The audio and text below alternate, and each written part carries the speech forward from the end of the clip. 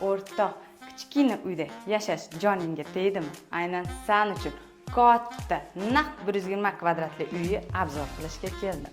Bu yog'imiz prixожий zona. Bu tarafimizda esa ikkita eshigimiz, sanuzel, разделный qilingan. To'rimda esa kuxnya,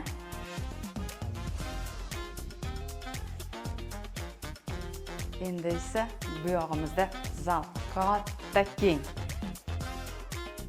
Remonti didi bilan qilingan. Videoda ko'rilayotgan hamma jihozlar qoladi.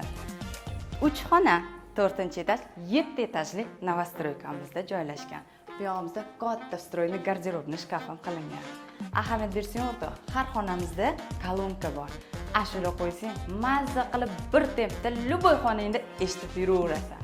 Bu yog'imizda esa детский spalniy joylashgan. Manzilimiz esa Yunusobod 2-kvartal.